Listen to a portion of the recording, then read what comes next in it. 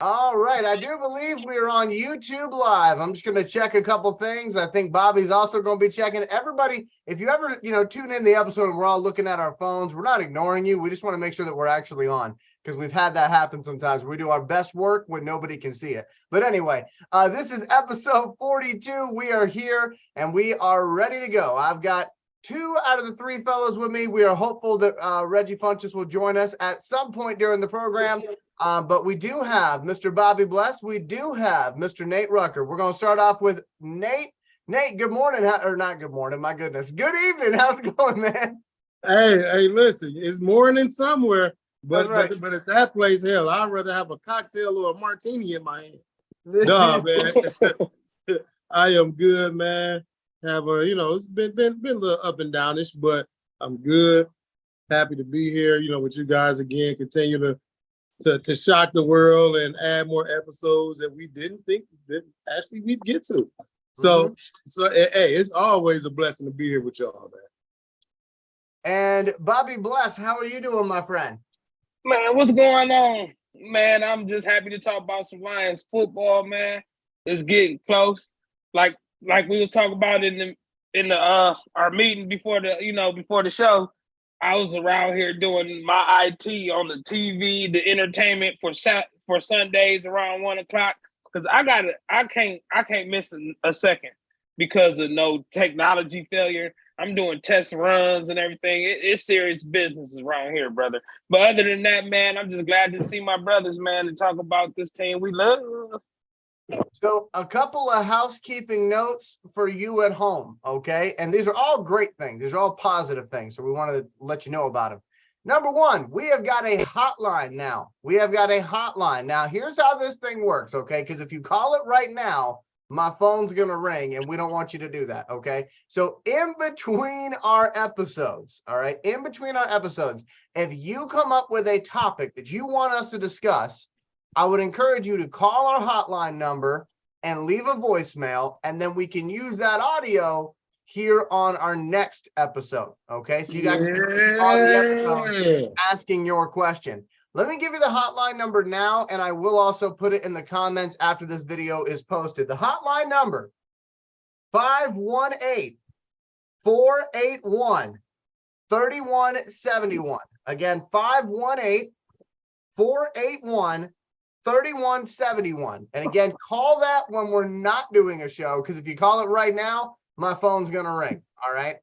So again, call it when we're not doing a show, leave a voicemail, and then that way we can actually use your question right here on the show. So wanted to make sure that you knew about that opportunity. We also still have On the Hunt merchandise. We got t-shirts. We're working on coffee mugs. There's been a lot of requests for coffee mugs. We're working on it. But again, the t-shirts, they are available. I'll post a link down below after this video is posted as well for those. So if you want to support the show, that's a great way to do it. You can also support the show by commenting, and subscribing. We greatly appreciate that, as we are trying to get to 1,000 subscribers, because that will open up even more opportunities. Did my JMO t-shirt go out yet? No. Hey, man. I got you, man. Don't worry, man. I swear, you'll see it. Hey, listen, you can't keep blaming it on my people now, because you got it riding shotgun in your car. Hey, yeah, but it's mostly because of your people, because I get the picture of how tired I am, and then if I go up in there with let's just say, not moving swiftly self, and I'll be like, damn, man, it's time. As soon as I leave the damn post office, it's time to go to damn bed. All right, man. I'm gonna get you, Nate, before the season. I got you, man. So Did you say before the season? Yeah, before the season, I got you. Yeah, before the season. It's gonna be a Pro Bowl present, Nate. Pro Bowl present. So hey, we got a game this week, fellas. We got a game coming up on Friday night at 7 o'clock. New York Giants and the Detroit Lions. I want to start things off with Nate, because Nate today has been sending all sorts of stuff to the On the Hunt chat regarding things that are happening at practice. So Nate, I want to toss it over to you, and you can kind of lead this one, my friend. What are your initial thoughts from what's going on? Because I hear we're kicking ass and taking names. The way Twitter has been going crazy. Instagram has been going crazy. It should be like a Madden game. It should be 89-3, maybe. like you know, we've seen the one video. They put some old man at linebacker in a one-on-one with Jahmyr Gibbs. They was wrong for that. I don't know, man. That whoever that was, they wrong as hell for putting that guy in that one-on-one. Yeah, they wrong. Whoever, I'd be mad at my people. He blew past him. Charlie Gardner Jr. continued to show. There was a question we had. I think that was from Bobby or somebody. They were saying that who would be our new vocal leader? Oh yeah. Since Jamal Williams is gone, and hands down, it's been Charlie Gardner Jr. Yeah, but I was speaking more of the offense. But the way the corn he popping, it don't matter what side of the ball. He could be the damn kicker. It don't even matter. He talking that talk, backing it up in interceptions, laying guys out in practice. And then one of our former DBs, he gave him 2 reasons why he's not in Detroit. One, he can't cover shit. And 2, he ain't got no grit and he's soft. And that would be Amani Oruwariye. So man, I guess I didn't realize how bad I didn't realize how bad he really was until you told me he was running down the field with a dude trying to race him. Listen, and then I seen that, like, oh yeah, man. Maybe they should have put him on Gibbs. They could have had a race. Boy, that was the worst punt return I've ever seen, dog. I'm like, is he running alongside of him? Like, dude, when would I don't know what I don't know if he had a brain fart in the middle of the return, but he was literally just running alongside of him instead of tackling him. My man got an extra 30 yards. That shit right there. That was as bad. Actually, I don't know what's worse. That should be our new poll. Which was worse? Him running side by side or Dan Orlovsky out the back of the end zone? Now listen. Okay, it's been a long time. We got to let that go. We got to let that go. Poor Dan Orlovsky done nothing but rep the Detroit Lions for the last 10 years. Everybody else talked out about us. He was always like, no. Detroit got something. So. Hey, look, but the fact Dan Orlovsky had to move so he wouldn't run into the goalpost. He should have knew his ass was out of bounds. Dude, he was out of bounds, still looking for receivers, bro. Come on, man. Sometimes in the game of football, you got to pull a Carrie Underwood. You just got to say, Jesus, take the wheel, okay? Because you don't. Yeah. That shit was terrible. But they talked the about reason why I can't let it go, because the next day at work, everybody was clowning me. They didn't win no games. And this dude running out the back of the end zone. And then my guy, Jared Allen, what's that, Jared Allen? Jared Allen, right? That was Jared Allen, yeah. He pointing, laughing. He's still running like, dude, when is you gonna stop? No, I'm not over that yet. I personally would have loved to see where the play would have went from there. I think they should just let it go. And if we get a touchdown, I think Dan Orlovsky would have put a Forrest Gump and would have just ran. It would have been the most amazing. And you know what though? Because he wouldn't have known where the hell he was, he would have thought he was just completely dominating. Like, oh my God, I am playing the best football of my life, until he gets to the other end zone and goes, shit, I was out of bounds the entire time. Whoops. Anyway. When they doing Forrest Gump, they had to put the signs up. Stop, Forrest. Stop, Forrest. Right. Stop, Dan. Stop, Dan. That's too much. That's too much. So we had that. And again, they keep talking about Amon-Ra is completely on a tear, since training camp. But also, man, for Amon-Ra and these guys and Dylan Drummond, to be on a tear like that, we've got to make sure that we talk about Jared Goff. Because that boy, Jared Goff, has said, hey, if y'all think I'm falling off, y'all about to lose your job.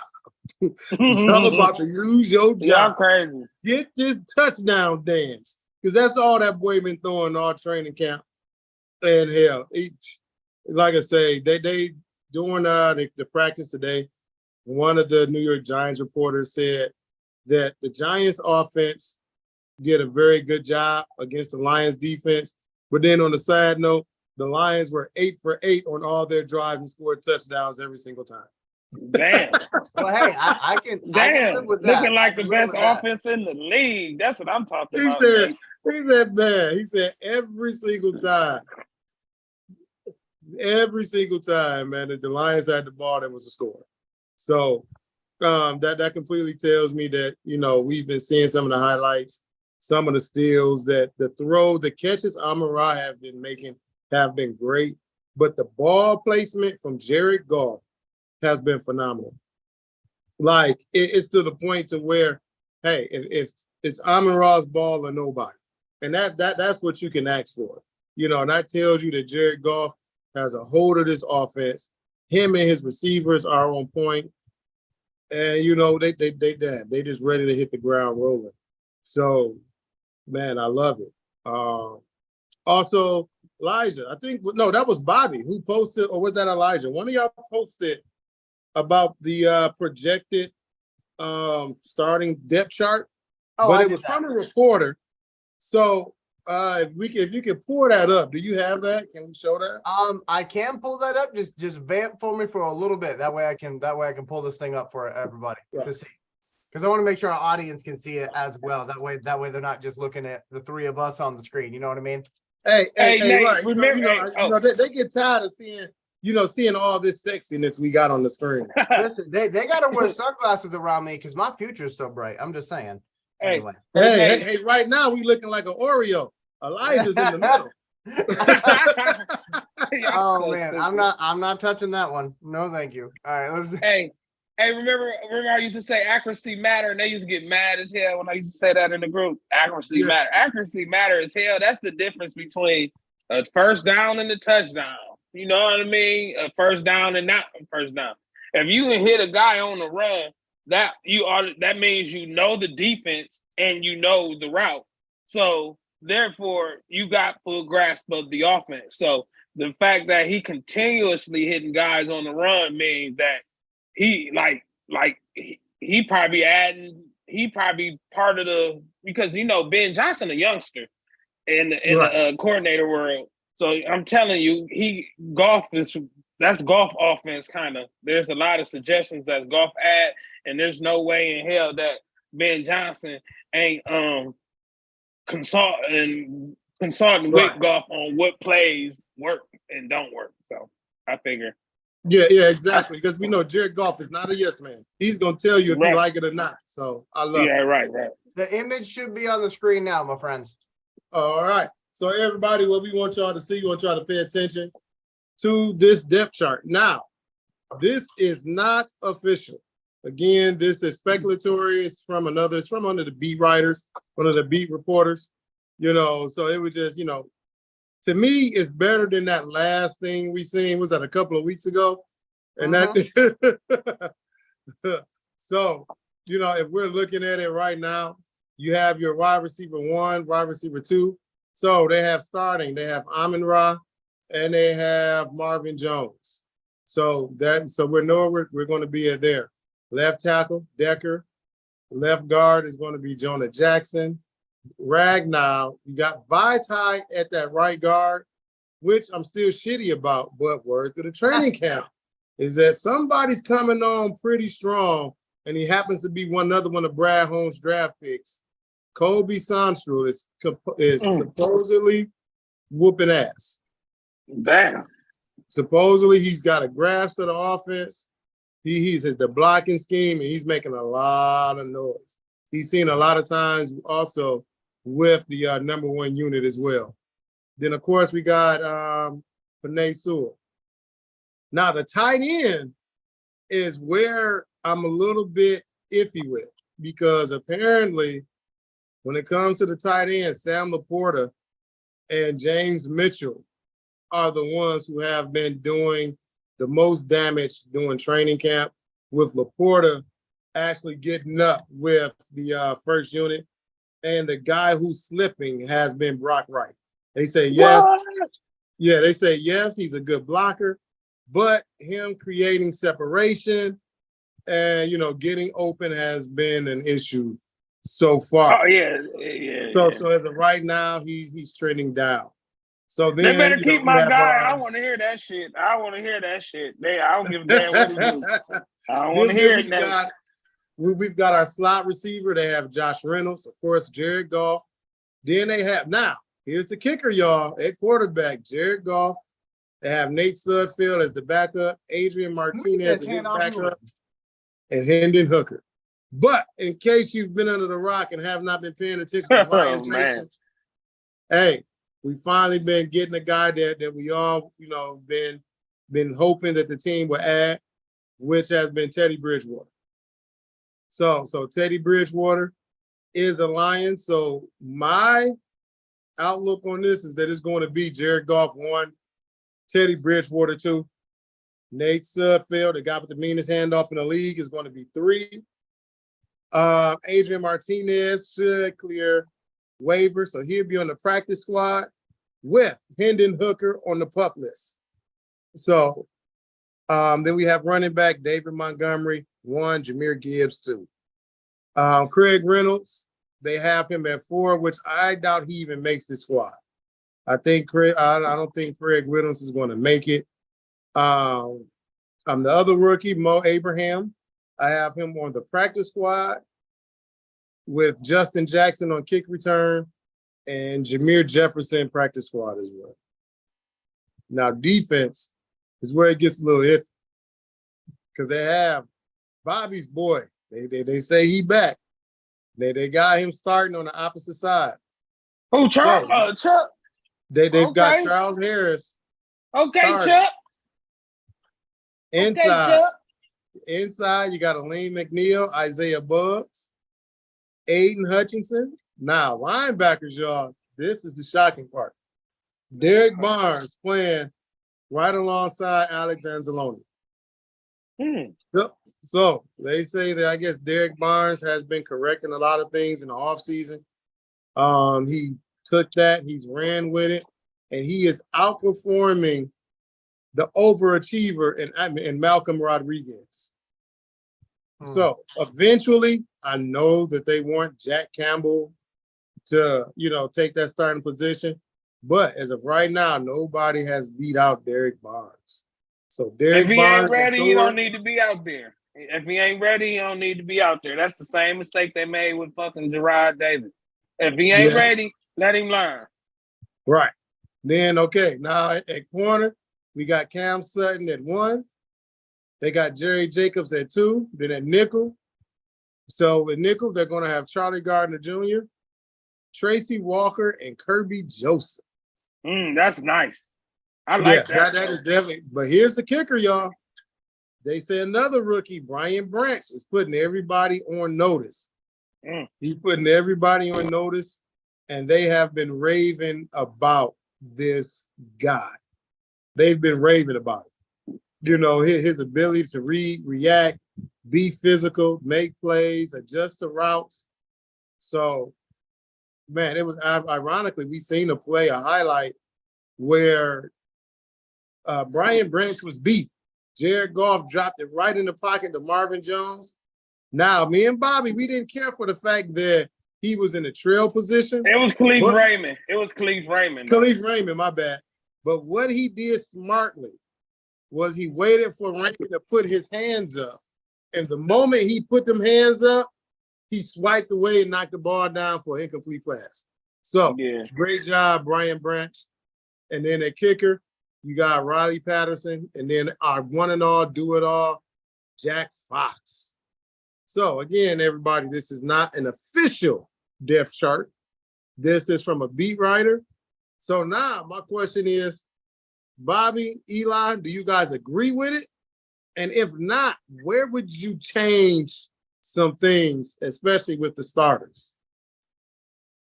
I'm gonna say I agree with it, especially with that damn back. That secondary was so trash. Just you reciting the names that was different than the guys I was hearing last year in itself. is just make me happy. And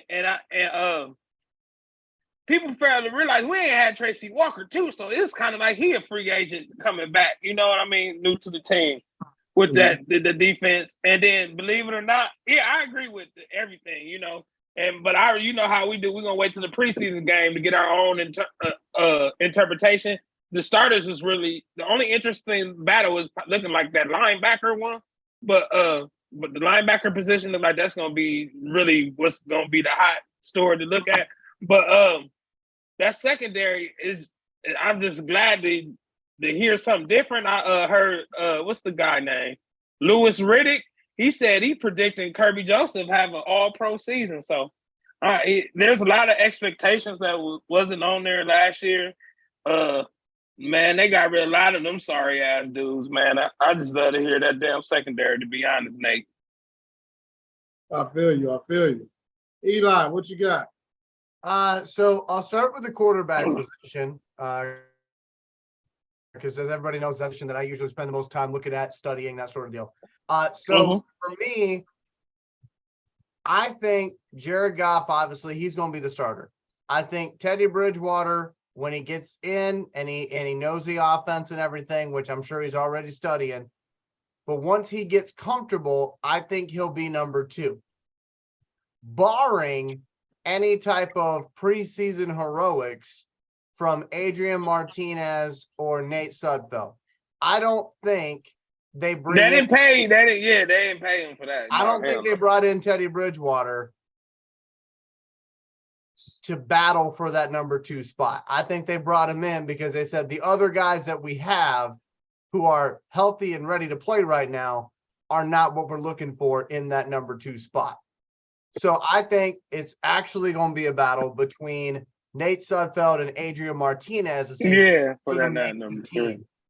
I don't think Sudfeld makes this roster if Martinez lives up to his potential.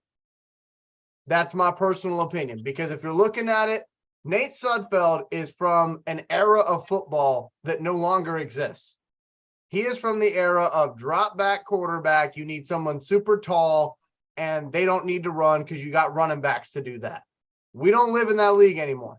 And so I think Martinez wins that job, that 3rd spot job, if he plays well enough. If he doesn't, though, I could see, like Nate said, them putting Martinez on the practice squad to let him develop a little bit.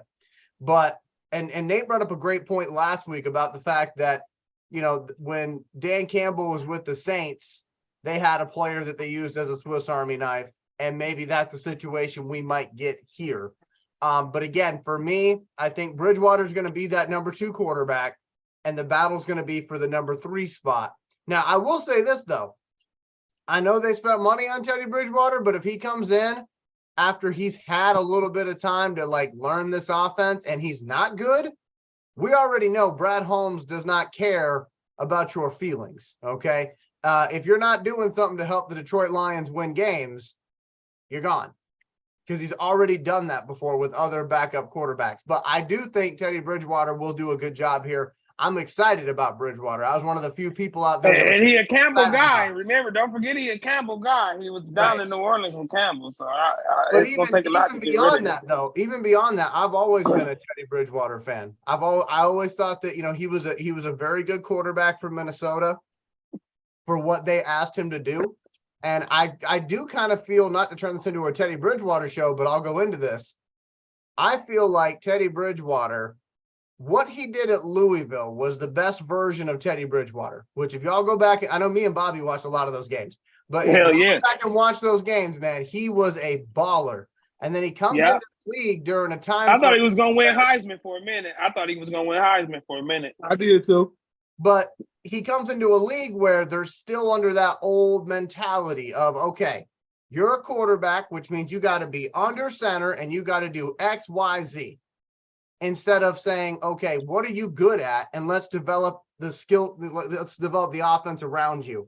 And Minnesota never developed an offense around Teddy Bridgewater. They just kept trying to force Teddy Bridgewater to do what they wanted him to do, you know, week in, week out. And so I feel like if Teddy Bridgewater would have came out in the draft maybe a couple years later, which obviously was not a possibility, but if he would have been able to do that, he probably would have got on with a team. He'd probably still be starting for a team. But it's just, where do you come out in college, so to speak? But back to the quarterbacks. I think Teddy Bridgewater's number 2. I think Nate Sudfeld probably not going to make this team unless he is absolutely glorious during the preseason, which he'll have every opportunity to do so. But I don't think he's going to be that guy.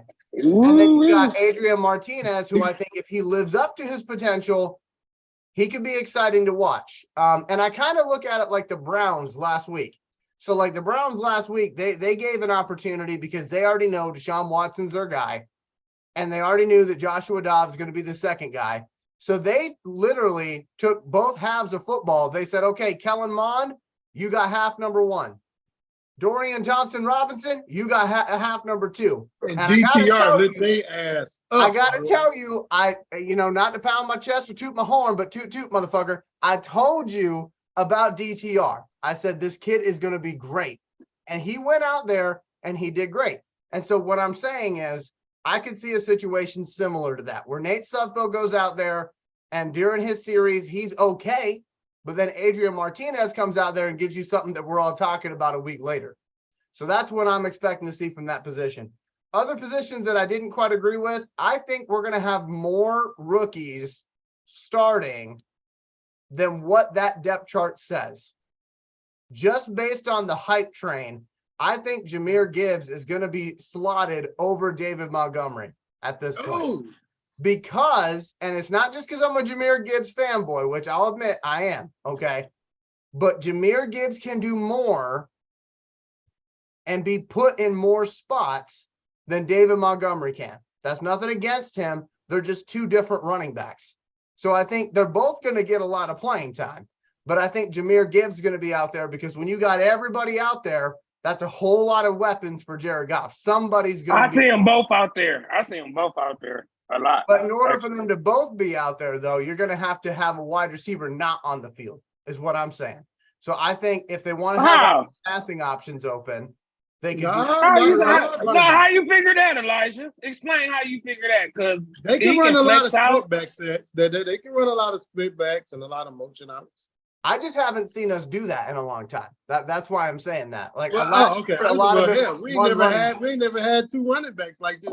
Like this, yeah. So, I mean, they both can be out there. Maybe they do the split back system, which would be fun.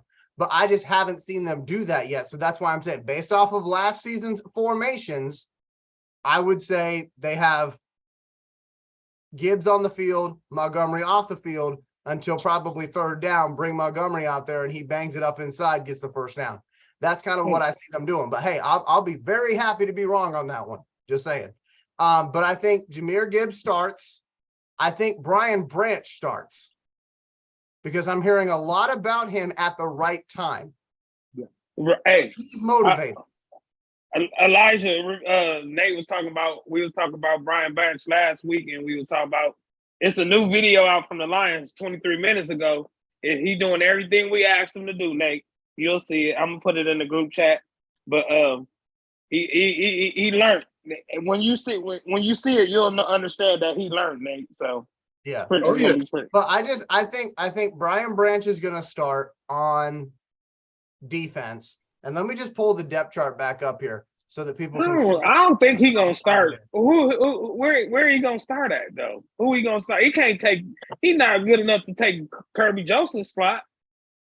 So I think, and hopefully you guys are seeing the image on the screen. Let me know if you are. Yep. Okay. So I think if I had to pick somebody he would start over, that's really difficult. That's a difficult task to be able to figure that out. But if you want him in, you got to take somebody out. You got to take somebody out. What I think's going to happen is down here in this defensive side, and again, remember, this is from a beat writer, okay? I have seen where teams put in this general area right here, where I'm putting the mouse over, that word "or." And I could see that. I could see them doing a situation where they have CJ Gardner-Johnson in there for a little bit, but then they also put in Brian Branch in certain situations. And that's where I'm saying I think he starts, but I think he starts as a option. Like, okay, we're going to have this guy in for a couple series and we're going to bring this guy in to change up pace, if you will, like they do on offense, but except for the defensive version of that. It's not often you see people do that, but when you got somebody the talent of Brian Branch, you want to get him on the field. And I just see him, because he also played corner at Alabama, not just safety. I could see him switching spots with Cam Sutton every once in a while, Jerry Jacobs every once in a while, Tracy and Kirby whenever they need a break. So I'm saying he's starting. I'm just glad Will Harris. They don't got Will Harris starting. I can tell you that. Nate, you hate that dude. And Nate, I'm gonna throw it to you in a minute. But like I said, my thing is, I think Brian Branch, he's not going to be a true backup where he just sits on the sidelines. I think they're going to try to get him in more often than not. And because of his versatility, I could see him going in at corner, nickel, or safety, depending on what the situation is. So that's why I'm saying I think he starts. I agree. But you got to put an asterisk next to that, because he's not going to be a true starter and take the field over CJ. That's not what I'm saying. But I do think he'd be used a lot more than a traditional backup. Oh, he's definitely in the game. He definitely will be in the game. I also think that Jack Campbell is going to start. Like, I have this feeling in my gut that they're talking about him so damn much that he is going to start. And the last one that really caught my attention, I'll go up to tight ends here. I think Brock Wright makes the team, but I think he makes the team for those blocking situations. I think we're going to see a transition here from tight ends who block, which is what we kind of had last season, and catching was a second priority. And I think now we're going to get back to tight end as a weapon in this offense, a down the field weapon. And so I think you're going to end up seeing Sam Laporta as one, James Mitchell as two, and Brock Wright held over as the third tight end to bring in during running plays. That's what I think is going to happen there. But Nate, I'm going to take the depth chart off the screen. I'm going to toss it to you because I've talked long enough. What do you think? Oh, no, I'm with you, man. Everything you said was right on point. Like, I'm definitely with you. I'm the question marks. I'm definitely with you there. Again, like I say, man, I'm really glad that, like I say, Will Harris, they got him moved all the way fucking back. That's a good thing. But and then it's just me. It's crazy that they already have Tracy Walker in there penciled in. You know, just instantly after that ACL, I don't see Tracy Walker starting. I see Charlie Gardner Jr. in Tracy Walker's spot and Brian Branch starting. I don't see Tracy Walker starting right out the gate. Yeah. And it's crazy because they've already said that Brian Branch has better hands and is faster than Tracy Walker. So I can honestly see, and then, you need somebody back there who's vocal. One of the things that Deshaun Elliott did when he came here for 1 year, which was paramount in the growth of Kirby Joseph, was communicate. Made sure everybody was in the right spot. And like I say, and what we've seen already is that, CJ, man, he talks the talk, walk the walk, lit guys up in practice, told the Warrior he can't cover shit, and he was soft as shit. So, no grit. Right. No grit, none of that. So like I say, we looked for that vocal leader outside of Jamal, and I think we got it. And the funny part, if people not really getting it, is that a Warrior plays defense for the Giants.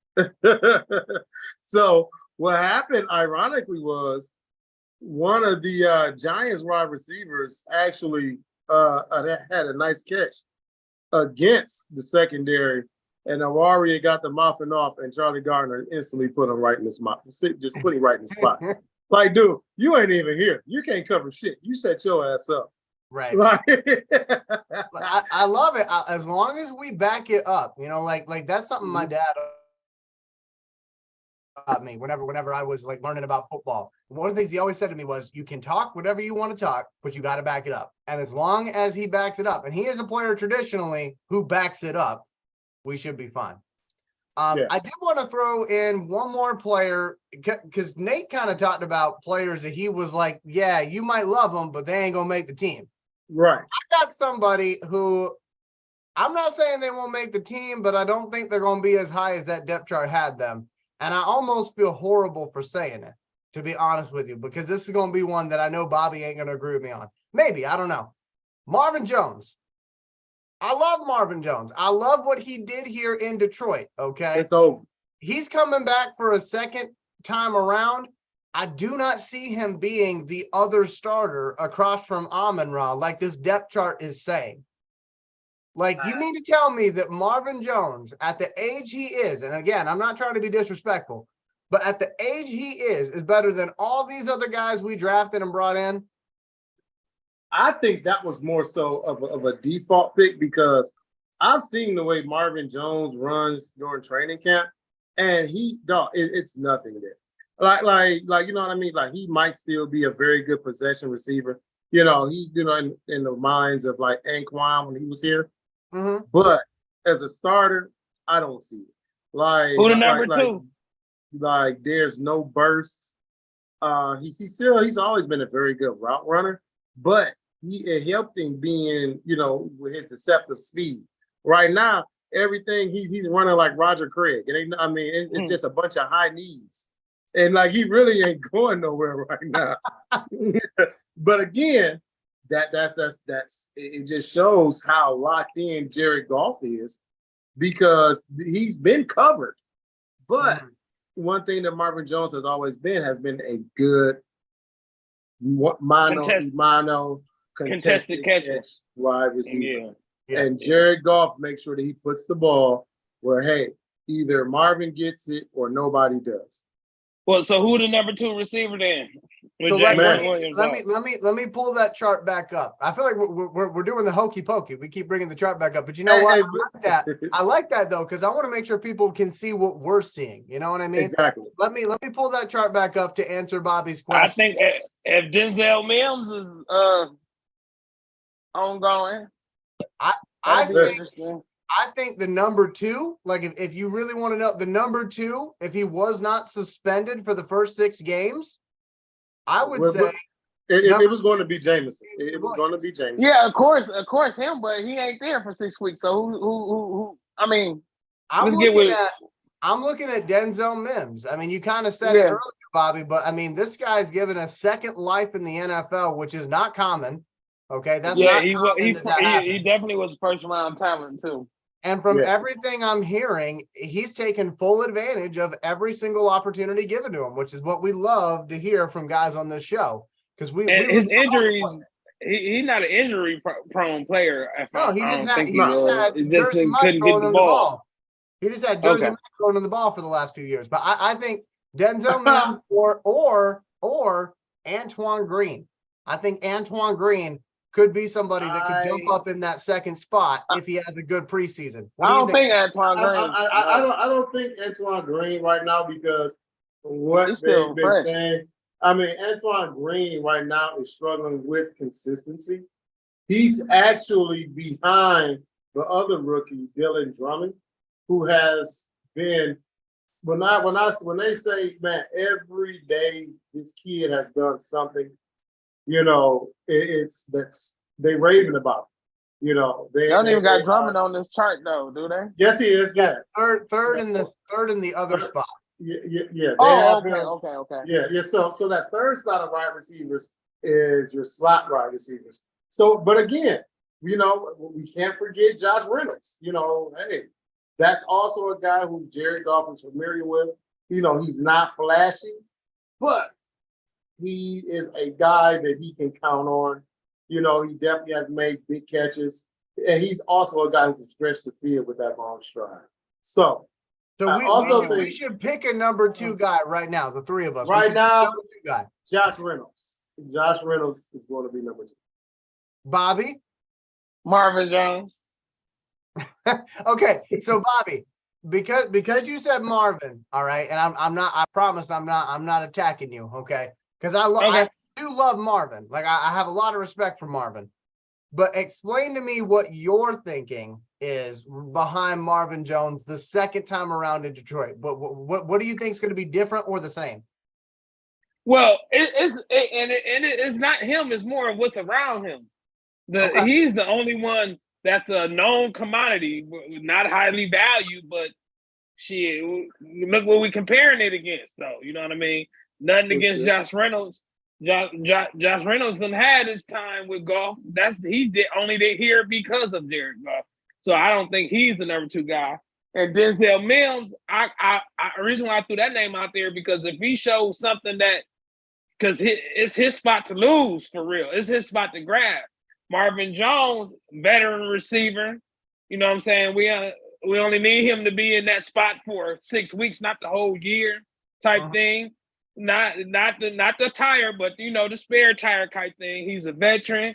He'll be able to be out on the field. This not only being playing receiver, helping Jared Goff to distinguish coverage, because believe it or not, them wide receivers know how to really cut defense too. So that alone, and I also think we're going to be more run heavy. So the number 2 receiver might not be all that a necessity at this point, because Dan Campbell already came out on record and said we got a 2-headed monster. And if we got a 2-headed monster, that means we got 2 monsters that's going to be getting the ball. I'm thinking. But so I don't think number 2 receiver is a necessity. With Marvin Jones there, and like Nate was saying, he's a great contested catcher. So that's our red zone, and Jared Goff efficiency in the red zone. He may be there for that spot duty more than just the actual number 2 guy. Okay, I listen. I can totally see that, and I think that's a great point that Bobby just made. So Nate Rucker, you are going with Josh Reynolds. Bobby's going with Marvin Jones. I'm going to go with the guy Bobby suggested, Denzel Mims. I think Denzel Mims, maybe this is that moment for him. We've seen other players do it where they were under this administration, they revitalized their career and they start looking a lot better than maybe they did from the other team that they got booted from. One of the main examples, Jared Goff. He never looked horrible in LA, don't get me wrong, but LA thought they could do better, and so Jared Goff comes here, he revitalizes his career, and here we go. We got people talking about. And he definitely got the tools. Elijah. I think real quick. I want to see the folks in the comments section because we got. Oh yeah. We had 9 people watching a second ago, which is crazy. So we appreciate everybody watching. Like, comment, subscribe. But right now, your comment, I want to see who is your number 2 guy based out of the players that we talked about. Right. Exactly. You know what? I seen John Allen, man. I want to say welcome, bro. John is a guy who, if people don't know, tickets. He donated tickets to the show for the Jaguars game. So man, John is a real good guy. John sent me a dog bottle of liquor too, some bourbon, some 1792, man, foolproof.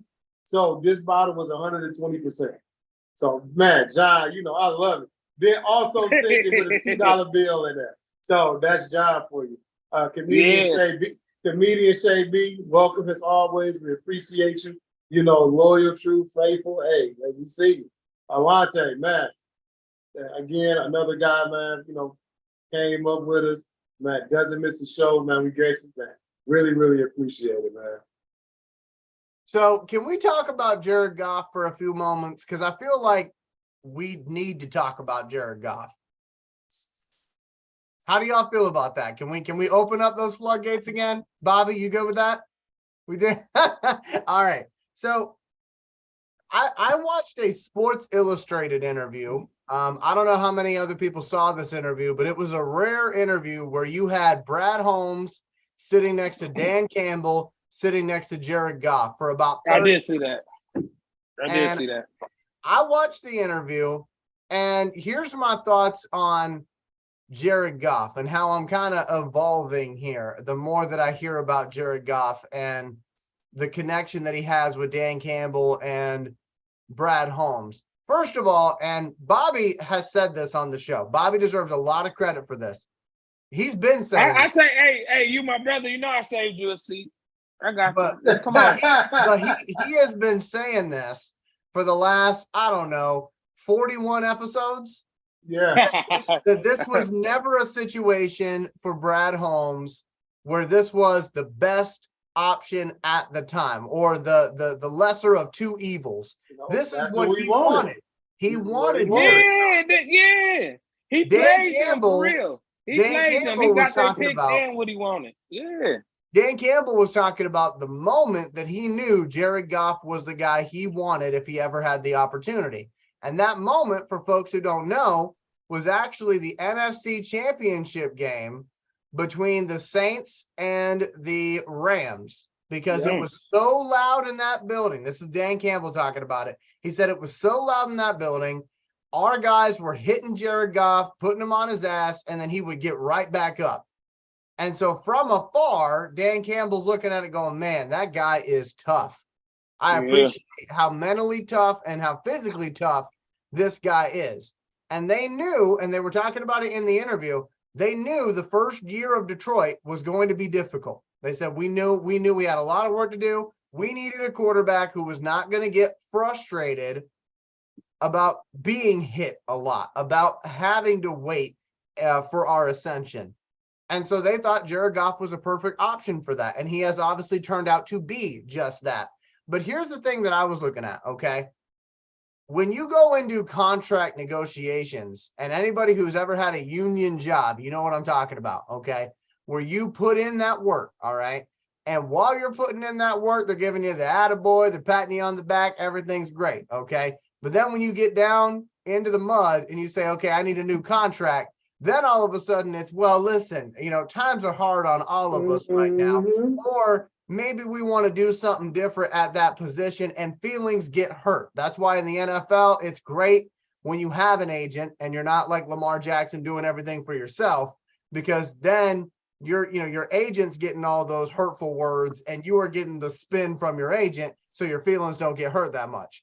But I'm looking at this and I'm going, man, I trust Brad Holmes that he is a master negotiator based on what I've already seen him do. But they are making it awfully hard for themselves to ever move off of Jared Goff if they choose to in the future, because his agent is going to look at those videos and he's going to say, look at all these times that you said my client was the best thing and the thing you wanted this entire time. And now all of a sudden, you even did a 30-minute interview where y'all were all sitting next to each other, laughing and giggling. And now all of a sudden you want to move off of them? What's that about? So I'm looking at it from that perspective, not trying to start any drama tonight, but I am looking at it from that perspective. And I'm saying to myself, man, they are backing themselves into a corner. But if we win the Super Bowl, that's a corner they want to be in. So, I mean, I guess I get it. And as Nate has told you, we're fourth best odds to win the Super Bowl. So, Nate, what do you think about my thought on that? I'll start with you and then kick it to Bobby. I mean, the same thing. We had this talk. What was that, episode 39? Or was it 40? And we said, if it comes up and Jared Goff is winning, so on and so forth, and you got Hendon Hooker there, what do you do? Me? Hey, I'm still going to roll with Jared Goff. I mean, I get the fact that, we drafted Hendon to be that heir apparent. But the one thing about this organization is you've got to beat the guy to be the guy. So that's the key. And right now, the way Jared is doing everything, the way Jared had, the Lions offense moving, we're getting national coverage. Like I said, even at training camp, you got ex-stars who didn't play for the Lions at Lions training camp. Like, they're like, wait a minute, we got to see what the hype is all about. Beast Mode was there. Brian Baldinger was there. You had a couple of Tigers there. So that hype train is just picking up a lot of smoke, man. And right now it's just chugging along. So, hey, if this is the guy they want, I honestly believe that, number one, they're going to do right by him as far as giving him a likable contract. One thing they're not going to do is put themselves back in the bind, and that's why I'm glad that they all have this type of relationship where, hey, listen, we're going to give you something good. We're going to give you something good. We ain't going to lowball you, but we're not going to break the bank on you either. Just because of, number one, hey, we still got to pay these weapons to be around you. So, hey, it is what it is. But right now, man, I'm loving what Jared Goff do. Me and Bobby been telling people for years, y'all better get away from them gunslingers, man. Get you a guy that can manage the game and read the defense. That's all we do. Exactly. That's all we've been telling them for a long time. What's the point? What's the point? They can throw it through a barn if they can't see the damn barn. Hey, I like that one, Bobby. I like that. That should be a t-shirt. That should be a t-shirt. Yeah. And you can throw it through the barn, but if you can't see the barn, what the fuck? So Bobby, what are your thoughts on all this? Do you feel like they're like overly committed? Yeah. I'm gonna say yes, of course, and that's probably a shocker, right? But see, the thing is though, when you looking for a leader, people, you can't pick a leader, man. He just got to show up on his own, just through his natural. You can't force it on nobody. And as far as like the Lions, like Jared, if anybody then got dogged, this Lions franchise organization is being disrespected. Jared Goff, a number 1 overall pick. He's getting disrespected by Fisher. You know what I mean? But he still, was willing to learn. He never was like a me guy. He took his lumps in pride. That's similar to what Dan Campbell was doing. Like, remember the first season when Campbell got there and Goff got there, we was taking butt whoopings, but you never seen Jared Goff stand, show him the receivers up. He was the same way. And now, when like at the beginning of this year, you might have seen the clip of Jared Goff, like, man, I know we ain't win, but I tell you, this team show fight. Jared Goff has been the same through this whole process. He a leader. He not only has he seized the leadership, he ain't forced it. You know what I mean? Just by being like gathering the receivers together, make it like even down to like how we said this before, how he even answered questions. Oh man, he down there say, "Oh, this stupid." Next question. You know what I mean? He don't sit there. And feed into that silly stuff. You know what I mean? He don't know, like when they was talking about Jamison Williams liking the tweet, and he said, "Man, y'all still talking about that?" Like, like just throwing it off the side. He a football guy. He ain't throwing his guys under the bus. And like Nate was saying, man, he got full command of that offense. Ain't no way you can tell me that this leader of the Detroit Lions offense is not waking up every morning thinking, what can he do to make this offense better?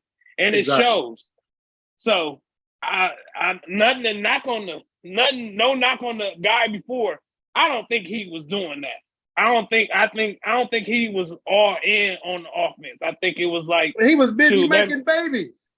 But anyway, I ain't gonna even get there though. But I'm just saying, that like, boy made a lot of babies the last 4 years. Yeah, you can tell Jared Goff though. You can tell Jared Goff he loved football. He lived and breathing. He even loved the underdog status, and he loved it so much he ain't even listening to none of this hype. So I think he is the guy. It might not be the guy we wanted, but it's the guy we needed, kind of thing. But for me personally, when Jared Goff got there, I wasn't like disappointed. I was happy. If Nate, you remember, I said he cool. We both was about time. Yeah, he cool. He gonna read the defense. He gonna hit the open man. He gonna play the game how he see it. So I'm happy for that. And then if the more he win, the more he deserves. That's how I feel. So if we win a division, something I only seen one time in my 40 years on earth. If we win a playoff game, only the thing I seen one time in my 40 years on earth, he doing stuff that I ain't never seen with this team. I think he gonna be the next one getting a statue. Hey, you want to know the one thing? Yeah. Another thing he done did that I ain't seen in the last 15 years, he hasn't thrown a pick six yet. For real, huh? Dang. See, I didn't even know that kind of stuff. But just as like this touchdown to interception rate, like I keep feeding off what you guys say because it seems like I've learned the most about the football lately from my brothers. But Elijah said that Dan Campbell seen him taking that butt whooping. I think he more prone to hold on to the ball instead of make that risky turnover throw like PFF graded. He ain't doing the turnover throws. He fully know what's going on. He like a conductor. I mean, not a conductor. He like an orchestrator. He orchestrating all this good stuff. He giving the ball to Brock Wrights that they trying to get rid of him, but Jared Goff won the damn game with my guy. You see? So people already know his parts are subpar, but he using his chess pieces, man. And to me, it boils down to that he's not a cocky football player. He taking what the game give him. That gunslinger, they see shit that don't nobody else see sometimes. So that's the best way I can say it. So you might be so locked in on this one thing, but Jared Goff's mind is open to the whole field. So sometimes I think when guys don't have full extent of the offense, they already have in their mind when they break that huddle who they throwing to. But a guy that they know everything about the offense, he leaving all the options open. He gonna go through his progressions because he know it might be it's not just one way. You know what I mean? He don't make one read and stare it down. He pivoting. His mechanics. It's a whole bunch of things that when you relying on your arm, you let out the way. You let your mechanics go, let your footwork go. And damn time you let your brain go because you don't see certain people coming to snatch the shit. So, I feel like Jared Goff is just the guy we need, but I also feel like let's not diminish what he's doing because he making since Jared Goff been here, it's only been going up and up and up for the Detroit Lions as far as morale and just morale with the whole organization, fans, and everything. So don't be so quick to be worried about the next guy. Just get this man, like what they say, Nate, let him cook. That's all I'm saying. Let him cook. Let him cook. So I just want to respond to what Bobby said, and then I want to lead us into a different topic. Okay. Okay. Segue, man. So here's my thoughts on what Bobby said. I agree with everything Bobby said. I will take it back to the guy that came before Jared Goff just for a moment, okay? Yeah, I'm gonna say, just so people know, this is not a past guy bashing session. You know, right.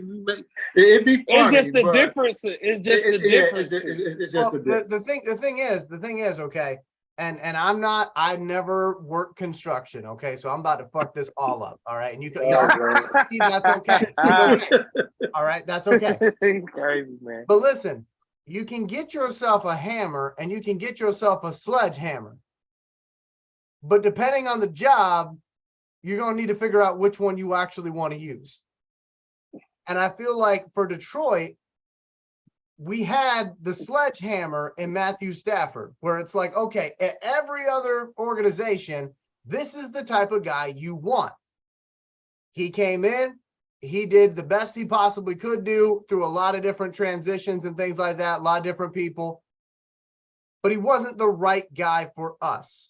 The right guy for us in this moment is somebody like Jared Goff, who maybe doesn't do all the flashy things that Stafford did, but he is what we need when we're trying to build this young team. And for that, I have to say, and I know this is going to sound somewhat controversial, I appreciate the fact that Matthew Stafford recognized what was about to happen and said, let me get out of here so that y'all can get these draft picks, whatever you can get for me, okay? I can move on. I can go and do what I need to do, and y'all can do what you need to do. And so for they went from a sledgehammer to a nail gun. But like I said, for that, I give them a lot of credit because I know of other quarterbacks who overstay their welcome, like Brett Favre, for example, and they're just like, they hold their team hostage. And Stafford didn't do that. He didn't hold the team hostage. He said, hey, I'm going to go, okay? I've reached the point where I need to either leave or retire. What can we do here that helps y'all out and helps me out? And I think this is going to be one of the rare trades in NFL history where there are no losers at the end of the day. I don't know. Hey, listen, I don't know, because right now, your boy is on that chopping block over in St. Louis. I mean, or whatever the hell they at. The Rams. But my point They is, already talking about shopping him because they talking about that cap hit. So, but again though, it's the Rams, and that's what the Rams do. They always get rid of people when you least expect them to get rid of people. But my point is, at the end of the day, if the Lions end up winning the Super Bowl, the Rams already won their Super Bowl. There were no losers in that trade. true. That's I look at what them I'm draft picks, baby. Listen, the it's draft like, picks are amazing for us. I mean, we wouldn't have had Jameer Gibbs if it wasn't for that. But man, them draft picks, giving Brad Holmes multiple draft picks, this dude makes undrafted free agents deadly. yeah. Like it's bad. But I also wanted to address something else with Jared Goff. So when he was with the Rams, they did move heaven and earth. They did give him an offer he could not refuse for an extension. And so I wonder if that experience and seeing how the team kind of changed after he got his money might change his perspective the second time around. Because if you remember with the Rams, he was a part of an ascending franchise. But they weren't quite ascending when he first got there. They were pretty god awful. And then they got better as they went along. And he got that money, and then they had to let some pieces go, and then they weren't able to get back where they wanted to go because of that. So I wonder if this negotiation might be a little easier for the Lions in that perspective, because Goff will say, listen, I've already gotten the bag one time, and I saw what the bag does to you. So I'd much rather have something where I can keep these pieces around me to keep winning games. So I think that might be something that happens this time around. I got one more point, but I'm gonna let Bobby go. Yeah, just real quick. See, my caveat to that would be that this time around we would be actually giving the money to somebody that deserve it and actually accomplish something to get the money. So with Stafford, believe it or not, I think he was the first, before he even took a snap with the Detroit Lions, he was the highest paid quarterback ever in history. We made him the highest paid quarterback, 2-3 times ever in history without winning nothing. It'd be different coming from a guy that actually add to his resume more than just fucking passing yards. But okay. Yeah. Well, I mean, and I somewhat agree with that, but I want to. But I see your premise though. I understand. Yeah, I understand your premise though. But Goff deserves, if he win, he deserves whatever his resume entitles him to get. And that's where I wanted to go next. That's where I wanted to go next, because for me, I'm gonna lay out, and no one really asked me for this, but I'm gonna lay out my expectations. Okay, this is it for me. Okay, and this is gonna be the same answer I give y'all for the next year and a half until he signs an extension or something happens. Okay, these are my expectations of Jared Goff.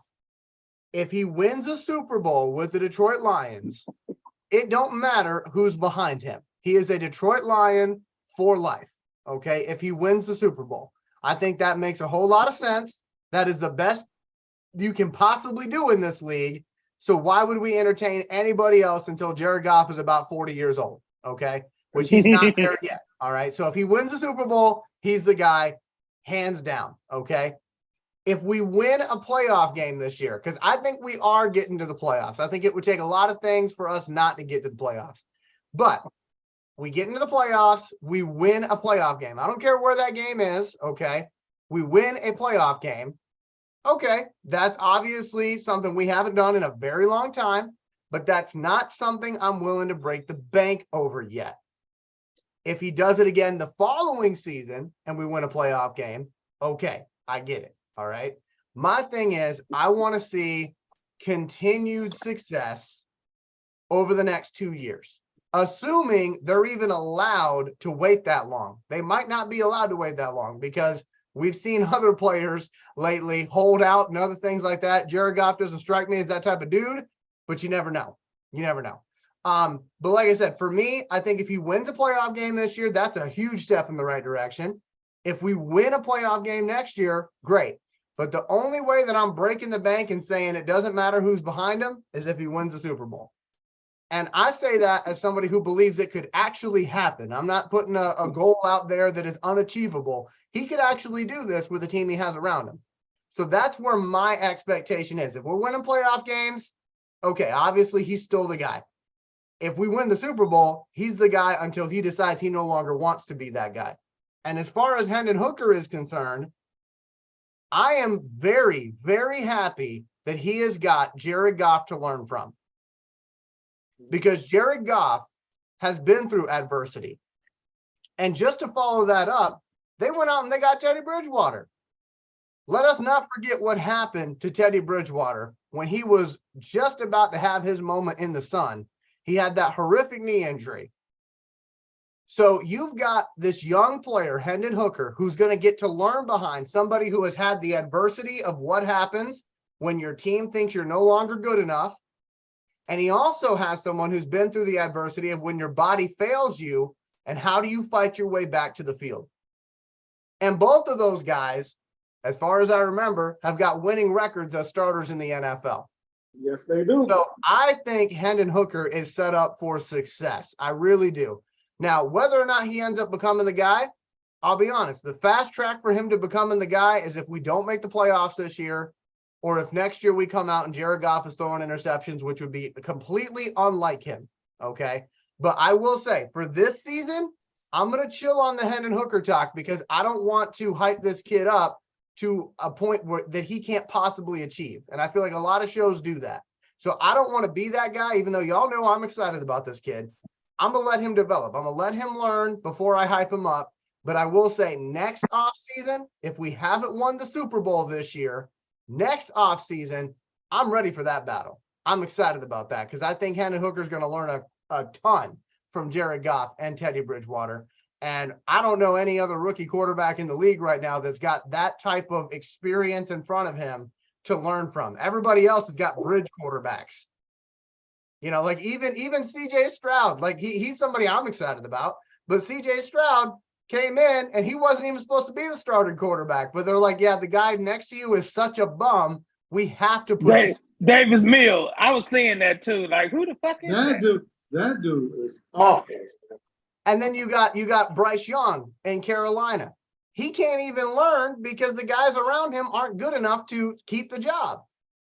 Even if Hendon was healthy, he would not be starting this year because you have Jared Goff and you got Teddy Bridgewater. So my point is, we actually value the backup quarterback position. We're not putting a project back there. And secondly, we are setting up our rookie quarterback for success if he is ever needed. So I love the situation. And like I said, I'm rooting for Goff this year. If we win the Super Bowl, he's the man till he no longer wants to be the man. That's my opinion. I'm okay with that. The other team I wanted to talk about briefly before we get to this Giants game, because obviously that's coming up on Friday night. I wanted to throw this y'all's way, and I don't mean to make it sound like I'm not believing in our team, because I really do. I believe in this year's squad. Well, watch what you say then. Yeah, I know. But pull your eyes out and watch your mouth. I'm a little concerned. I'm a little concerned about how much love we are getting and how nobody that I'm researching on, and again, I like to listen to various radio stations, various hosts for my information. Nobody is talking about the Minnesota Vikings at all. I think they rebuilding, man. They got rid of their whole team. But see, my thing is, they won 13 games last year. They were the quietest 13-win team last year. And when Aaron Rodgers leaves the division, everybody's focus goes to us. And I'm not complaining about it, but I am saying that's a little bit worrisome for me because if those games are at 1 o'clock, Kirk Cousins is the greatest 1 o'clock quarterback of all time. Okay. But I'm just curious. I know the Bears aren't getting a lot of love, and I get it. Okay. I get why the Bears aren't getting a lot of love because they're young and they're rebuilding. They did spend a lot of money, but hey, money don't win you football games. You actually have to play the games. And the Packers, they're a mess right now. But the Vikings, it's like nobody's talking about them. And sometimes when you're not getting talked about, that's all the motivation you need. So Nate, Well- what do you think? You're wearing the purple shirt tonight. So what do you think? No, the that's Vikings- disrespectful. You gonna the let him say that Vikings- shit to you? Hey, it's all good. It's all good because it doesn't say soul on it. It says living unexpected. My little cousin's clothing line. And that's actually a really cool story, by the way. The living unexpected. So go ahead, Nate. Yeah, because it goes in tune with our Lions right now. We went into this season, the type of success, the type of drastic turnaround we've had since we hired Dan Campbell, Brad Holmes, and these draft picks has been unexpected. Like our wins last year, they penciled us in at 4.5 wins, which if y'all betting, that means 5. Guess what? We passed that. Again, living unexpected. So, but the Vikings, they're dog shit. I mean, they're going to come in. I mean, like literally outside of Justin Jefferson, like when you look at the running back position, they let, Dalvin Cook go. They don't have Anthony Madison. So they're kind of hit there. Who do they have? I don't know. Not to interrupt you, but I'm curious. Who do they have? I'll look that up. That's what I'm saying. It's nothing. It's nothing to the point where you say, okay, that's going to be a force. That's going to be something to be worried about. It's not like you have Jordan Addison on the outside. You have Justin Jefferson, of course. Then they have KJ Osborne. They have TJ Hawkins shit. They have old ass Kirk Cousins, old ass Harrison Smith. It's like, man, besides their safety, besides Danielle Hunter, hell, they even let Eric Hendricks go. So they do still have, according to this article that was released in June by CBS News, Anthony Madison. They still have Alexander Mattinson. Alexander. Behind him. He good. He pretty good. Yeah, but he hurt already. They got the dude I scouted, didn't they? Didn't they Here's the guy I the scouted? thing. Here's the thing. So behind Mattinson, okay, they got Ty Chandler out of North Carolina, and they've got Bobby's guy, Dwayne McBride. Yeah. So I'm not saying McBride's gonna, light up the league or nothing, but I've been surprised before, and McBride's only issue was he played for a small school. Right. Maybe an opportunity there, but yeah. Yeah, but I mean, with that, like even regardless of what they do on offense, they've got to fucking be able to stop somebody. Like I say, Harrison Smith, they're giving him that Jared Allen treatment. They're going to ride him and let him retire as a Viking. I mean, dude, he's old as shit back there. Like you say, Kirk Cousins at 1:00. Hell, he drinks his motherfucking Ovaltine and he's ready to go. After 4:30, look, fucking 4:00 games, that narcolepsy kicks in and then he's a geriatric. He doesn't even play. So it's like the Vikings, man. Like I have the Vikings maybe 8, 9 games, if that. Which would be normal for them. That would be normal for them because I remember Kirk Cousins being captain 8-8. So So that's what I'm saying. Like with them, they're always, right in the middle. They're never over. They're never under. You know what I mean? So right now, I just know they got that new coach. He's got that new offense in there from last season, and it literally just dawned on me the other day, and I'm like, you know what team they haven't been talking about? The Vikings. And I'm like, I wonder if that's the reason or what. So you're telling me don't worry about it. They ain't got shit. Right. They just know they ain't got shit. Like I say, when you look in this division, we should sweep the entire division. We're about 90 seconds from sweeping their ass, wasn't we? Right. Yeah. Yeah. So again, like I think we go perfect through the division. And guess what? If we go perfect through that division, y'all know what we doing anyway. Right. We hosting a playoff game. So Ain't nobody worried about none of them. I ain't gonna have no money. I'm gonna be so broke. So as our final topic this evening, we want to talk about the Giants game. Obviously, that's coming up on Friday night. First question I got for the fellas, and people who are watching, hey, remember to like, comment, subscribe. That does help us out. We greatly appreciate it. My first question for the fellas, we're going to start with Bobby on this one. How many possessions do the starters play in this first preseason game against the Giants? What do you think? 1-2 series. If the first series a touchdown, they sitting down. Yeah, that's what I feel. If if Jared Goff go in there and did that shit he did today, go sit down, Mr. Goff. We don't need you no more tonight. right. Same thing here. Like I say, 1-2 series max. Depends on how many plays they get to run. Hey, if they come out, they go 3 and out, then I think you would see them a second series. But after that second series, that's it. It's going to be a battle between, Sudfeld, Adrian Martinez. You may see a little bit of Bridgewater. I doubt it. But they may throw him in there to see, how fast he's, grasped the playbook. But I think it's going to be a battle between the I don't even think he practiced yet. So I doubt it. They Right. You might have a jersey number yet. I don't think. Oh, yeah. He's gonna be out there with no numbers. Just, I'm here, guys. Blank man. But so even the Madden guys on the sideline got the damn numbers, Nate. Right. So again, I think it's gonna be between Martinez and Sudfeld. Okay. And so you're saying 1-2 series. That's what you guys said. Yeah. Okay. I originally said no series. Okay. I do feel like that's a heavy possibility for this first game, but I think maybe 1 series, 1 play. That's what I'm predicting. 1 series, 1 play. I think you are about to see. I'm gonna lean into the microphone for this one. I think. Prop bet. An 88-yard rushing touchdown from Jahmyr Gibbs. A la Jonathan Best.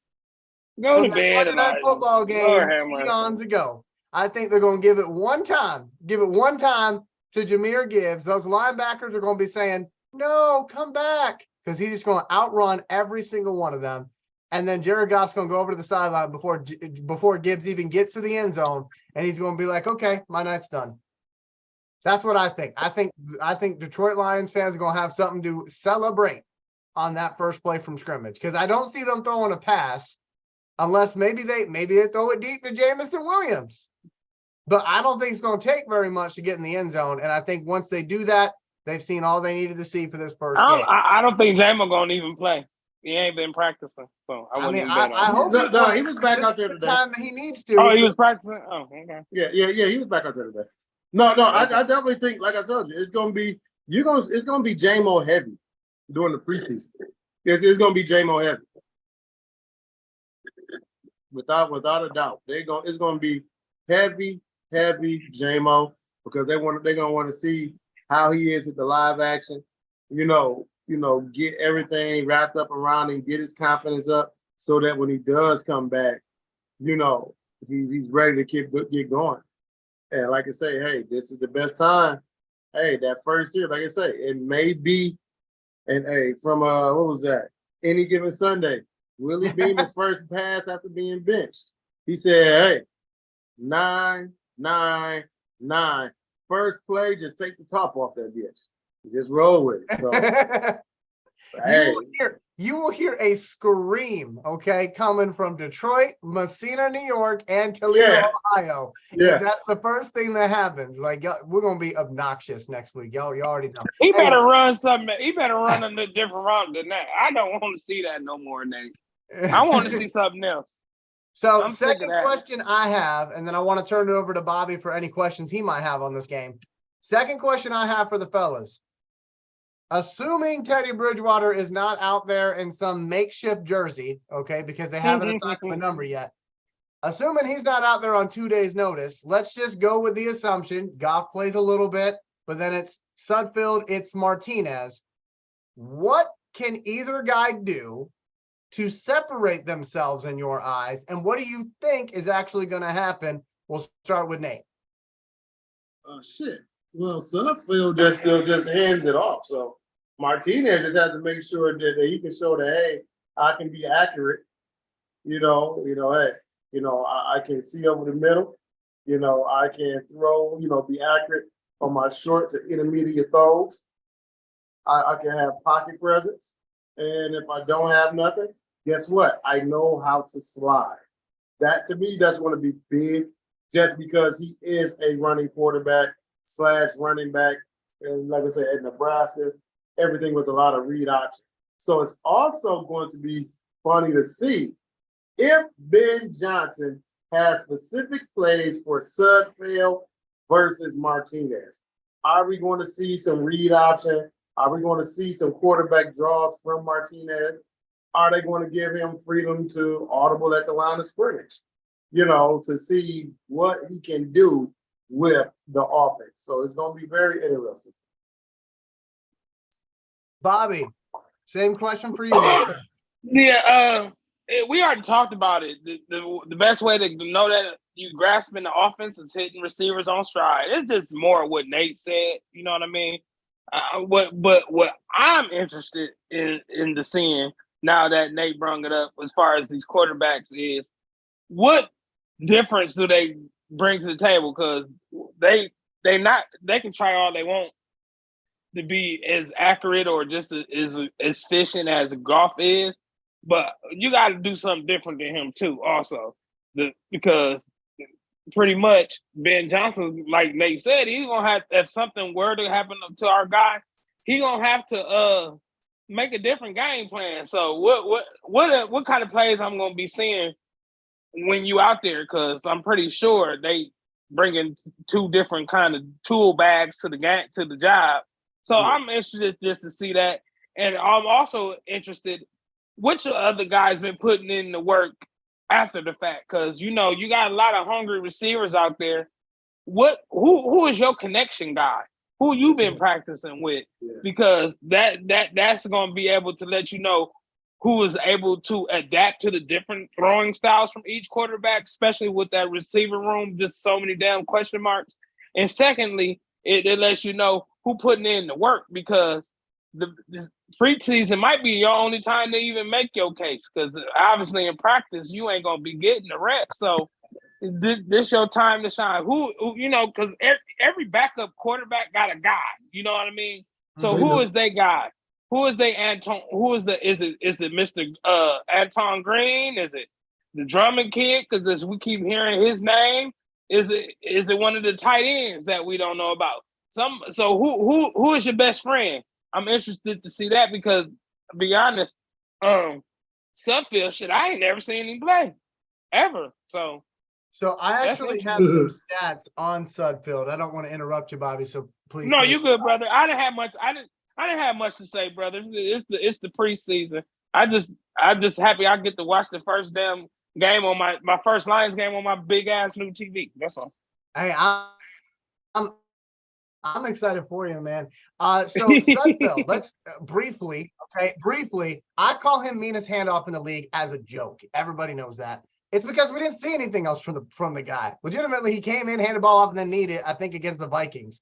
But anyway, here is some information on him, so that when you're talking to other Lions fans, and I'm talking to our audience, not the fellas, but the fellas can use this information too. But when you're talking amongst other Lions fans, you actually have something to say about the guy for as long as he might be on the team, okay, which we don't know at this point.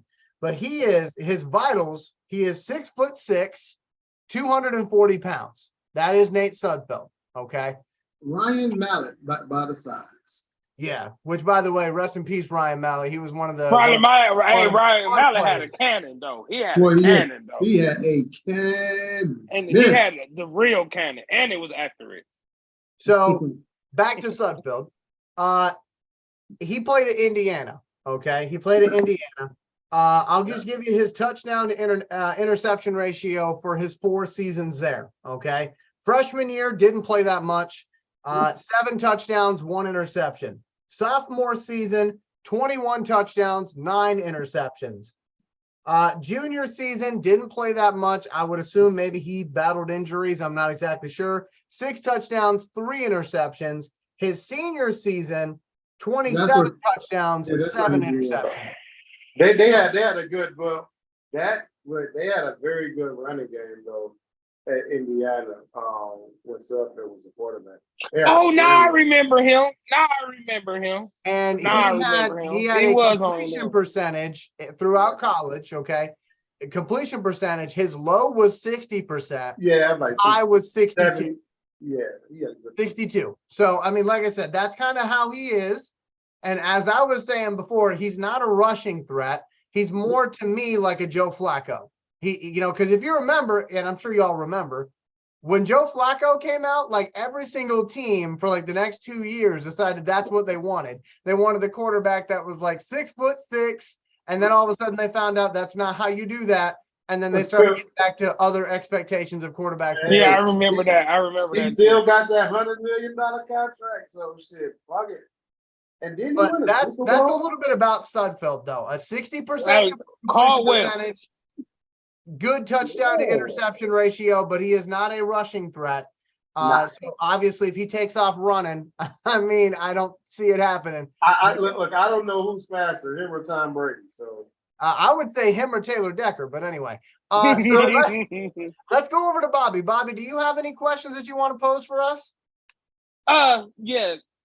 And this is from one of our great viewers, Bill Lockhart, man, because the Lock man, he always been with us from day one, Nate. Right. Absolutely. And he told me to make sure I bring this up. Let me find it real quick. Give me a second. If I don't want to misquote my guy. He said the battle between, and you brought this up too, Nate. Who you think gonna win the battle between Green and Drummond? He said that's the most right now. That's gonna be the interesting thing. I already know I scouted Green. Green. So I seen what he can do, but it wasn't a lot. So you know what I mean. So I don't really know much about Drummond. So I'm interested to see that because I keep hearing his name. So that means he making some noise. So. Yeah, that's the Eastern Michigan kid came in undrafted. One thing about it, the reason why they like him is if people don't know Eastern Michigan, that's in Ypsilanti. He's got that grit with him. Eastern Michigan hasn't been haven't had a decent football team in years since I think one of my dogs used to play corner, DeJuan Bracey, played for Eastern Michigan. But Eastern Michigan hasn't been good. They've always been the bottom of the horizon. They always behind Central Michigan and the UT Rockets. UT Rockets and Western Michigan. So I'm going to go ahead and give that to right now. That's going to be Dylan Drummond. He's taking advantage of everything he's supposed to. Antoine Green hasn't been having a good training camp so far. I know they were having some issues with him in the beginning about his decision making and some off the field stuff, but nothing. That's never good. Bad. It wasn't nothing like nothing crazy, but they were just wanting him to be mindful of certain things. So I really just don't think that he's right now. The Drummond kid has taken this and running with it. And right now, I don't see it's like the linebacker who was trying to chase down Jahmyr Gibbs. That's how big this gap is right now. You talking about Drummond and Green. I'm just saying. I'm just being honest. Yeah, on the other block somewhere. Yeah, okay. Yeah, just being honest. That's cold-blooded, Nate. Hey, life is. I don't really have an answer for you, Bobby, and I hate to tell you that tonight, but I really don't have an answer because I have not seen. Yeah, We in the so same. I We don't want both. to. I We don't want both. to say of 'em. unfairly Antoine Green, but what I will say is this, okay? Because I think this is a pretty good determiner, especially in preseason ball. Whoever is out there and has less drops and touchdowns, that's going to be the person that wins the gig. I know that sounds like self-explanatory, easy football, but sometimes, receivers can lose a job, not based off the route they run, but based on did you catch the ball when we threw it your way? But don't remember this too, Elijah. These damn Detroit Lions receivers we got is a big part of the running game. These guys block. So the blocking gonna be right up there too. So you can be catching all the balls you want, but if you can't block on the going in motion, you ain't gonna be useful in this offense. But I don't think it goes the other way though, where okay, you can block your ass off, but you can't catch. Like we're not gonna keep you wide receiver for that. Right, but I definitely get what you're saying though, Bob. Like, Lazard like that. He's Butterfingers, but he can block. But Bobby, did he you can have block. any other questions for me and Nate before I toss it over to Nate for some questions?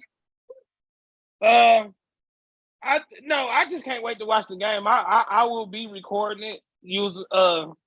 So I will have a breakdown, hopefully, of some good plays or not so bad plays from each of those guys, because that's pretty intriguing to me now. Just that battle right there.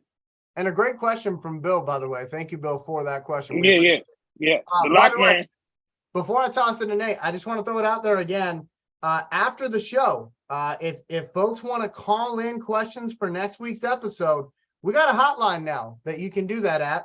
The phone number for that hotline, 518-481-3171. Again, 518-481-3171. That's the hotline. All you got to do is call it, leave a voicemail for us, and in your voicemail, tell us the question or the topic that you have for us. And next week it will be featured on the show. We wanted to do that because we want folks to be able to be a part of what we're doing. So Nate, we got about 10 minutes left, my friend. I'm gonna toss it to you. What questions might you have for me and Bobby about this game? Well, first of all, before we do that, can we do we have any questions on our live chat from our fans first? Because we know these questions. Okay, let me say because I know, as we know, things are going to damage disappear. So what I want to right. So I wanted to make sure that that we are communicating with our fans that are watching. So also, here's my question: how many penalties does Awarie have in his first preseason game against? Come on. I'm serious. 23, going for Michael Jordan. What do you think? So what's the over under, Nate? 2? Okay, over under 3. Oh, he's 3.5. He's going 3.5. Under. I'm gonna go under. Ain't no way. It's preseason. Ain't no way they're gonna let him keep holding people out there. Is he a starter for them? He gotta be. I asked you, but I have their depth chart here, so let me grab that. Look at He's definitely a starter. He definitely a starter. Defensively, he is not a starter. He is not listed as a starter. He is listed as the right cornerback, second string. Oh yeah, well he gonna be on the field more. I'm going for the over. Yeah, you're welcome, Bobby. Yeah, if he gonna be out there a lot more, I'm going with the over. Because you know what would have happened? Awarie would have went out there, committed 8 penalties, and then next week Bobby would have been like, "I was denied critically need to know information when I was making my bet." And then it wasn't even the first time he got that many. What was that game when? They kept calling his name, man. They kept calling his name. And look, truth, and then two of them was just bad calls.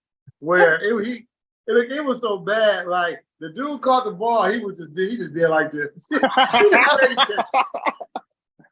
I said, man, that's why he was just racing people out there, because if he dare not touch them, otherwise he's gonna get a flag.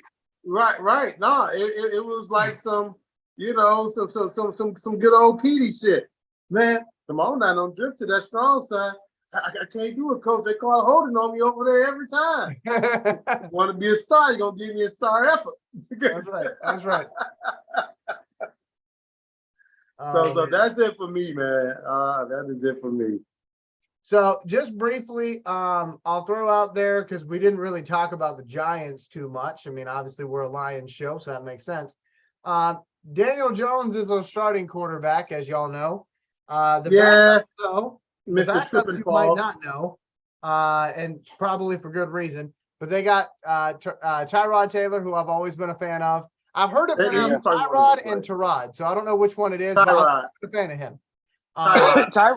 Tyrod, cool though. I always liked him. Yeah, and then they got Tommy DeVito. And Tommy DeVito played at Syracuse. The son of Danny? I don't know, probably not. Me either. That would make him more interesting though if he was. But yeah, anyway, wouldn't he be shorter? That's what I was shorter, thinking. right? Right. He'd be shorter than Bryce Young. running back for the Giants. Obviously Saquon Barkley, but who you're more likely to see, Matt Breida is their backup running back there. Gary still in the league. Eric Gray, Jashawn Corbin, and James Robinson round out the rest of their running backs. James Robinson played at Jacksonville. Yeah, he's decent though. He's decent though. Yeah. He played at Jacksonville. Tight end for them is brand new, Darren Waller. I know him because he used to play wide receiver at Georgia Tech in their triple option offense. Then he obviously became a wide receiver. Really cool story in the NFL. He battled some. He's still a tight end. He's just a fast motherfucker. And he was with the Raiders, and then he got kicked over to the Giants. I think injuries. I'll be curious to see how he matches up with quarterback. But I'll be curious to see how he matches up with our linebackers for as long as they're out there and as long as he's out there. How do they match up with him? Because I don't like that matchup. You don't like that matchup, Nate? Hell no. We'll see what happens there. Wide receiver, Darius Slayton, Sterling Shepard, David Sills. And then on the other side, they've got Isaiah Hodgins, Jalen Hyatt. Jalen Hyatt playing a little bit. Now, that's a big one because that was Hendon Hooker's guy against Alabama. Jalen Hyatt caught 5 touchdowns. He threw all 5 to him, and they was that'll be kind of interesting. So the Giants kind of bring in a little bit of firepower based on what we just finished talking about there. So, we'll see how we match up on defense. If it's anything. What round did Hyatt go in? 3? I don't remember. I think it was 3 though. 3? Oh yeah. Yeah, so he's gonna be playing. But yeah, I think he'll definitely be playing. On defensive side, I really haven't looked at that side for the Giants, so bear with me. Only thing that matters. Kayvon Thibodeau. So we'll get to see Kayvon Thibodeau and Aiden Hutchinson on the field at the same time. As y'all remember, they were the 2 guys talked about a lot in their draft, so that'll be kind of interesting. And they got Dexter Lawrence, big ass in the middle. I wanted the Lions to draft him so motherfucking bad. Boy, he has progressed and become so dominant. So we'll see what ends up happening. Obviously on Friday night, don't forget it is a Friday night football game, 7:00. The fellas and I will be watching. We hope you will be too. And obviously on Tuesday's episode, I just want to check the date here, but I'm pretty sure we're going to be celebrating close to 1 year of doing this podcast because next Tuesday will be August 14th. Our technical anniversary date is August 16th.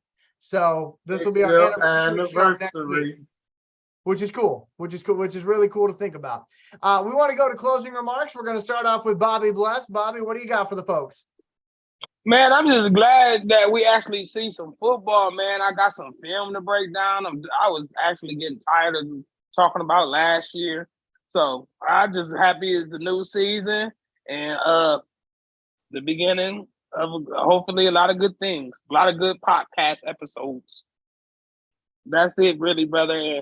And stay away from Walmart, so I won't be so tired. Nate Rucker, what do you got for the folks? I want us to do the opposite of what the shirt says right now, and I want us to live expected in this year. Hey, like I said, we've got the 4th best odds. So to me, the fourth best odds puts us in the NFC Championship game, meaning that we won 2 playoff games. And, so that's what I want right now. So our first game, also, man, no big injuries. So we're going to hope, pray that everybody makes it out of this game safely. No career-ending injuries on either side, but also make sure that we don't lose any valuable and vital pieces. So go in whole, come out whole, whether we win or lose the preseason, but just be competitive. That's it for me. I got 3 things and then we'll wrap this thing up. So number 1, I want to echo what Nate said. No injuries. I don't want injuries on either side because that really sucks when that happens. So I don't want to see any injuries. Personally, I want to see not a whole lot of penalties, but it is preseason football, so I'm kind of ready for that. Number 2, I hope that somebody paid the light bill at Ford Field because we got to have full lights for the entire game because I do not want to be sitting up on Friday night having to watch this game till midnight because we got to wait for the lights to warm back up like they did in Canton, Ohio for the Hall of Fame game. Well, So- again, they're in Ohio, the window lickers, they strike every time. See, you wrong. Oh, You no. See, you better hope it ain't Infinity Internet at the damn motherfucking stadium. Yeah, Why man, you that talking? was something fierce last week. Bobby just disappeared on us. But Hey, anyway, man, I my air thought conditioner I went out. It offended was you. I'm messed like, up. you don't even want to hear my opinion. He just left. Anyway, so injuries, no injuries, less penalties. Let's keep the lights on for this game. We did not invest in glow in the dark football. Oh, I want to see a stupid boy too. I need to just get that going. Yeah, we got to get a stupid boy. On the Hopefully, it's a Giants. warrior. On the Giants. Hopefully, it's a warrior. And last thing that I wanted to close out the show with, Reggie Funches could not be here tonight because he literally just got home like 10 minutes ago. So he was working hard today. But Reggie, we love you. We appreciate you. And we can't wait for next week. Hopefully you'll be able to join us then. To the folks at home, I've been ending every show this way for the last 10 shows or so. Be good to yourself. Be good to others. In that order. We'll talk with you soon. For Nate Rucker, for Bobby Bless and all of his desk ornaments, and for Reggie Not Funches, Patricia. I'm Elijah Winfrey. Hey, have Crappy yourself a feet. great night. We got to close it out. Episode 42 is in the Crappy book. feet.